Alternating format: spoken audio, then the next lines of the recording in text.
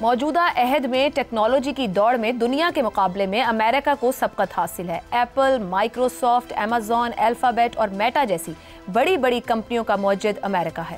مصنوعی ذہانت، chat G P T بنانے والی اوپن اے آئی اور جیمینائی بنانے والی گوگل وغیرہ سبھی امریکی ہیں، اور تصور یہی کیا جاتا ہے کہ اس میدان میں امریکہ کا کوئی مقابلہ نہیں۔ مگر چینی کمپنی ڈیپ سیک کی مصنوعی ذہانت کی ایپ نے نہ صرف امریکہ بلکہ دنیا بھر کی ٹیکنالوجی مارکیٹ میں کھلبلی مچا دی ہے۔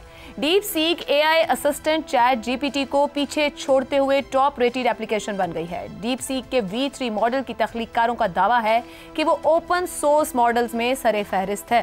ڈیپ سیک سائنسی علوم، ریاضی، کوڈنگ اور عام ذہانت کے سوالوں کے جواب کم وقت میں اتنی ہی عمدگی سے دیتی ہے جتنی chat G P T. Company کے مطابق اس کے اوپر صرف $60 لاکھ کی لاگت آئی ہے۔ اس کے مقابلے میں چیٹ جی پی ٹی اور جیمینائی اربوں ڈالر خرچ کر چکے ہیں۔ ڈیپ سیک اوپن سورس ہے، اس کا کوڈ کوئی بھی مفت استعمال کر سکتا ہے، جبکہ چیٹ جی پی ٹی اور دیگر کمپنیوں کا ڈیٹا کوئی اور استعمال ہی نہیں کر سکتا۔ یہ پیش رفت ایک ایسے وقت ہوئی ہے جب امریکہ نے چین کو جدید ترین اے آئی چپ بیچنے پر سخت پابندی عائد کر رکھی ہے۔ راتوں رات ڈیپ سیک کی مقبولیت نے یورپ اور امریکہ کی سٹاک مارکیٹ میں بھی بھرپور ہلچل مچائی ہے۔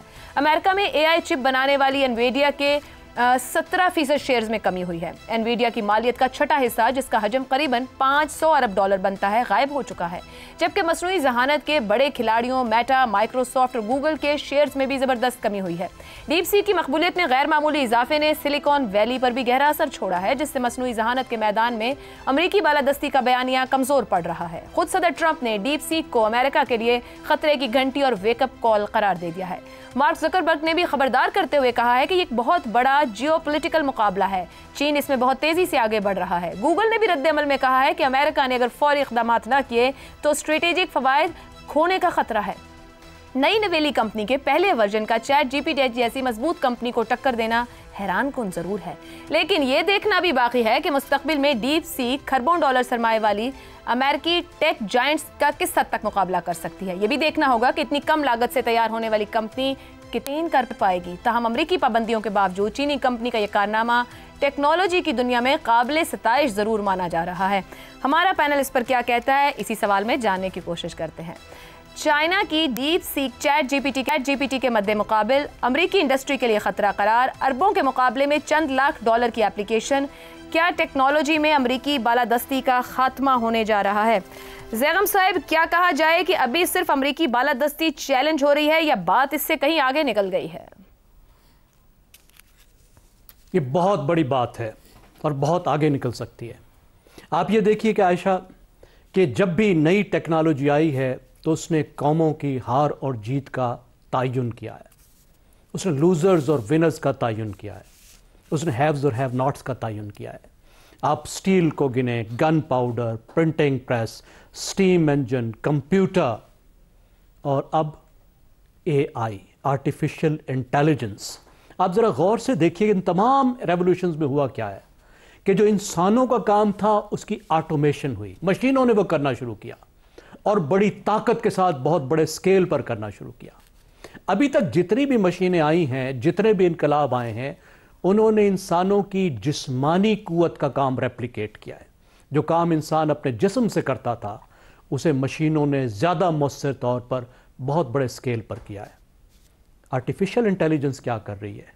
یہ انسان کے سوچنے کی صلاحیت اور انسان کی تخلیقی صلاحیت کو مشینوں کے پاس لے کر جا رہی ہے۔ اب سوچئے کتنا بڑا انقلاب تھا کہ پوری انسانی تاریخ میں جتنے انقلاب آئے اس نے انسان کی جسمانی صلاحیت کو مشینوں کے طرف لے کر گئے، اور یہ وہ انقلاب ہے جو انسان کی ذہنی صلاحیت کو اور انسان کی تخلیقی صلاحیت کو وہ مشینوں کی طرف لے کر جا رہی ہے۔ اور اس کا نتیجہ کیا نکلے گا کہ جس کے پاس اے آئی ہوگی، اس کی سائنسی تحقیق، اس کی انجینئرنگ، اس کی ایجادیں، اس کی معیشت، اس کا دفاع، یہ سب دوسرے ملکوں سے آگے ہوگا، اس کی برتری ہوگی۔ اسی لیے یہ کہا جا رہا تھا کہ اس وقت امریکہ اور چائنا میں ایک سرد جنگ شروع ہوگی آرٹیفیشل انٹیلیجنس کی۔ امریکہ نے پابندیاں لگا دی کہ وہ چپ جو استعمال ہوتا ہے آرٹیفیشل انٹیلیجنس میں، مصنوعی ذہانت میں، چین اس کو نہیں لے سکتا جو اچھے والا ہے، اور اسی کو ہی الٹا دیا چین نے۔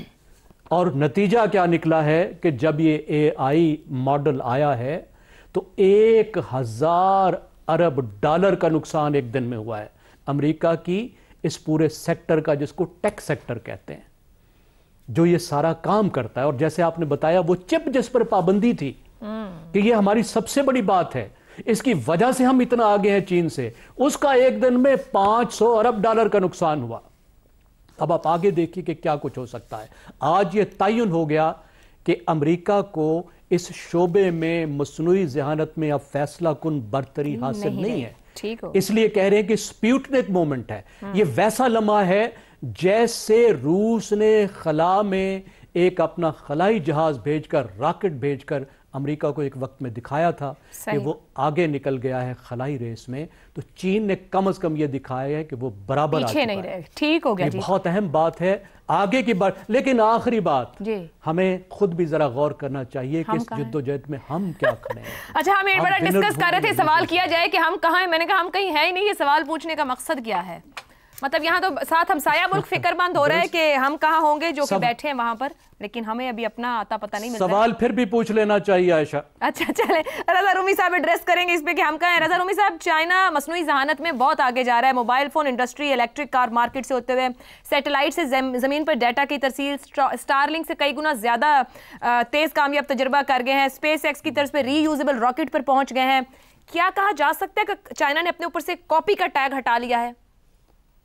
جی, چائنا نے بالکل وہ ٹیگ بھی ہٹا لیا ہے, مگر جیسے زیغم خان صاحب کہہ رہے تھے کہ چائنا کی معیشت جو ہے, آپ کو پتا ہے جس تیزی سے وہ پھلی پھولی ہے پچھلے 30-40 سالوں میں, اور اس وقت وہ دنیا کی دوسری بڑی معیشت ہے امریکہ کے بعد, اور اس کو اوورٹیک کر لے گی, یہی جو ہے پریڈکٹ کیا جا رہا ہے اسی آنے والے دہائی میں. اور اس کے ساتھ ٹیکنالوجی میں جو ان کی ایڈوانسمنٹ ہے, خصوصاً آرٹیفیشل انٹیلیجنس میں, یہ ایک بہت بڑا سرپرائز ابھی آئی ہے مغربی دنیا کے لیے. ان کو معلوم تھا کہ چین اس کے اوپر کام کر رہا ہے, لیکن جس انداز میں اور جس کاسٹ کے اوپر اور جس مہارت سے انہوں نے یہ کیا ہے, اس سے وہ یقیناً دنگ بھی رہ گئے. اور وہ مارکیٹس تو کریش ہوئی ایک دن کے لیے, لیکن اس سے بڑی, جیسے زیغم خان صاحب نے کہا کہ ہمیشہ انسانی تاریخ میں جو انوویشن ہوتی ہے یا ایجادات جو ہوتی ہیں, وہ انسانی تاریخ کا جو سمت ہے اس کو بدل دیتی ہے. اب یہی دکھائی دے رہا ہے کہ یہ صدی ہے, یہ اب چین کی صدی دکھائی دیتی ہے, اور رفتہ رفتہ آپ دیکھیں گے کہ مزید بھی ان کی طرف سے انوویشن جو ہے وہ سامنے آئے گی. لیکن ہمارے لیے غور کرنے کی کیا بات ہے, ہمیں اس چیز پہ غور نہیں کرنا چاہیے کہ ہم نے اے آئی کے اوپر جو ہے کیوں نہیں کام کیا. ہمیں اس بات پہ سوچنا ہے کہ یہ سب ہوتا کیسے ہے. یہی ممالک ہے, چین جو ہے 1950 تک اور 1980 تک ایک غریب ملک تھا. کیا وجہ ہوئی کہ چین نے اس قدر شاندار ترقی کی ہے؟ اور اس کی سب سے بڑی وجہ انسانوں میں, انسانی وسائل کو بہتر کرنا, تعلیم میں, سائنس میں, ٹیکنالوجی میں, ایجوکیشن میں جو انہوں نے انویسٹمنٹس کی ہیں, آج وہ اس کے بینیفٹس ریپ کر رہے ہیں.